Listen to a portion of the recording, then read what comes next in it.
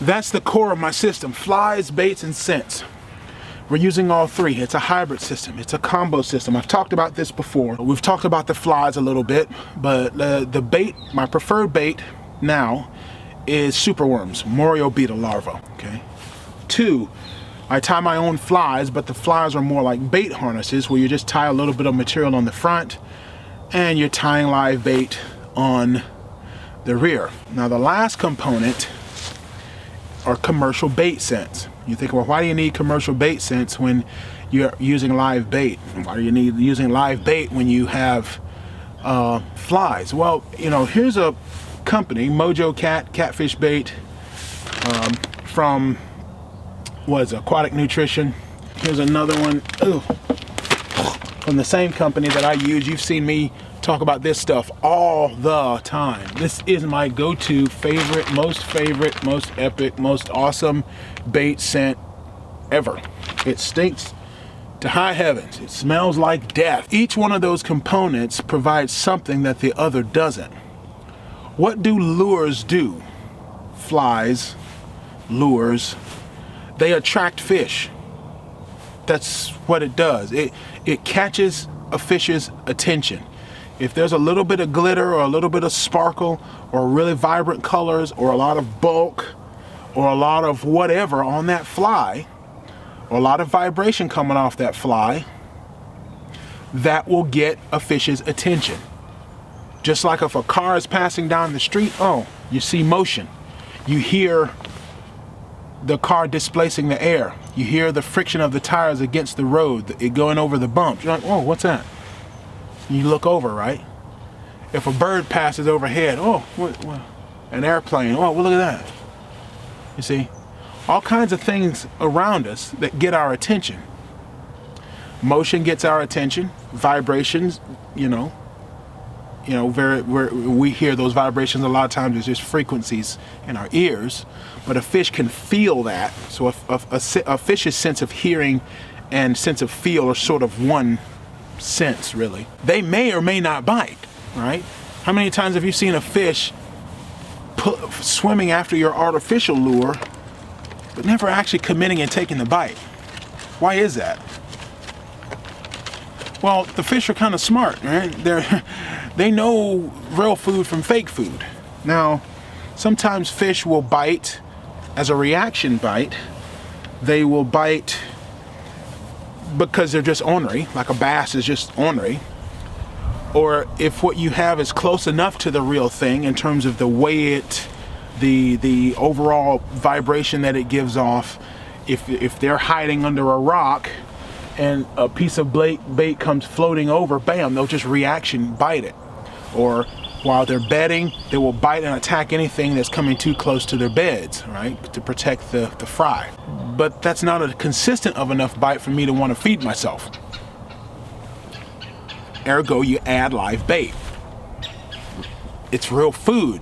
They see, so a fish sees the fly, they see the glitter, they see they feel the vibrations of it, they see the sparkle. Oh, what's that? And then they look up there and they say, wait a minute, that's a real worm. They go hit it. Well, why add something else? Easy, because this is my primary method of essentially chum. This stuff leaves a scent trail in the water that's many times more than what that one little worm can leave. I mean, this stuff right here, this stuff is so concentrated, you could probably dilute this down into like a 50-gallon drum or something. If you can dip your bait into this stuff, man, and you're just generally drifting in that area, more fish are gonna come into that area and hold in that area as you're drifting and trolling pass after pass after pass, or anchored and casting, cast after cast after cast, or you having this literally upside down, dripping down into the water, drip after drip after drip. It saturates the area with a scent, and those fish just fall. Have you ever been bluegill fishing? And you notice sometimes when you fish, it takes a while to catch that first bluegill, and then the second bluegill comes a little faster, And then after a little while, the bites just keep coming, keep coming, keep coming. They get faster and faster. Why? Because all that commotion, part of that is scent, part of that is other fish keying in on other feeding fish, part of that is the commotion from the fly and the other fish and all. But a lot of that can be attributed to every single bait that you get off into the water there is leaving more of a scent trail, more of a scent trail, more of a scent trail.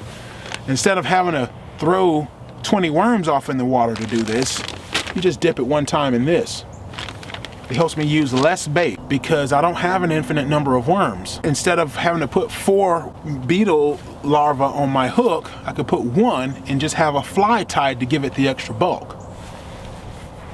And then when you dip it in the extra scent like this, I'm actually saving the amount of live bait that I'm using. When I go catfish fishing with jugs, you know, imagine having 50 jugs in an area and each piece of bait is dipped in this.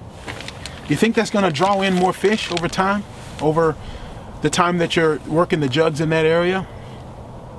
You're going to leave a lot more bait in the water than you ever would with just the live bait by itself. And that's why I'm looking for any advantage possible to catch fish.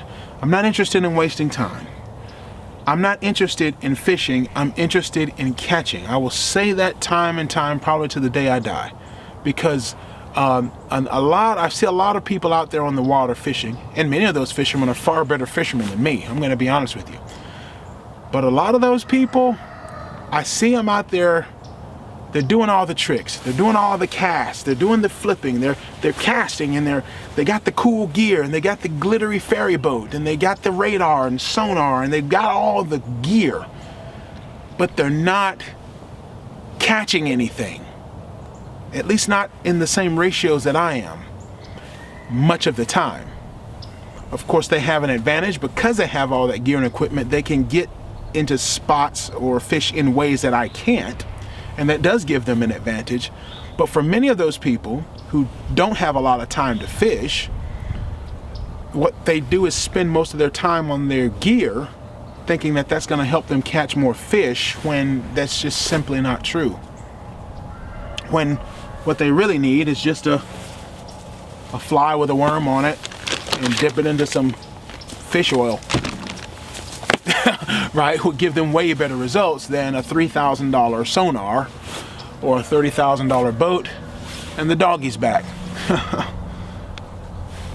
are a lot of wild dogs around here, but I think they're used to me talking on the camera now. They used to bark at me all the time, but they're territorial. And the thing is, there's a little cat around here that I think the cat lives under the house. That's a shelter. But they seem to be all right. Oh. He smells this. Yes. Wonder if you could use this for coyote bait. That's what he's smelling. He smells this. He smells this. And he's looking at me with that puppy dog eye, even though he's come in here and barked at me all the time, all these years. It's time for you to go, dude. He smells that. And I'll tell you something. Now, which bait scents to use? My favorite is Aquatic Nutrition. They've sent me this, but I have bought their products for years before now. And I have told you, a lot of last year I didn't use it, and I understand why were my bite rate down? Why are my hook rates down? Why are my hookup rates down while I wasn't using this in my system? And I wasn't using as many flies, I was just using pure live bait. Now that I'm back, now I realize, that's what's missing. 2 major components of my system were gone. I was just left to the one system doing everything, and it's just not enough, really, for my standards.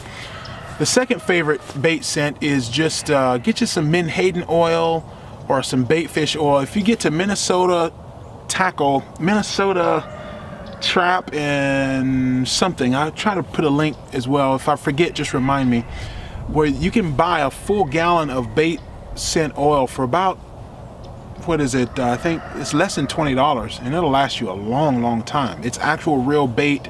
I think they make it themselves. They get a bunch of fish and they rot the fish out. The oil comes to the top, and they skim that off and put it in the bottle, and they just sell it as a trap. I think it's Minnesota Trap Line or something like that.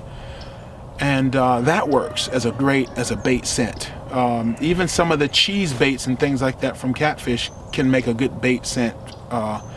Think about how coyote hunters bait coyotes with all kinds of scent ball things. You just do the same thing for the fish, except it's more in liquid form. The most efficient, the most practical delivery platform for those scents is the lures and the baits themselves. Not, you know, I know they have the thing with the bag, and I don't like it as much because it just, I have to keep it too close to the boat, and the fish are out there behind the boat where I want to fish, and so I'd rather have the bait on the scent, and that way they trace that scent to that bait, not to right my boat. While it's fun to fish with lures exclusively, it's fun to fish with bait exclusively, I'm always have the best luck with all three combined.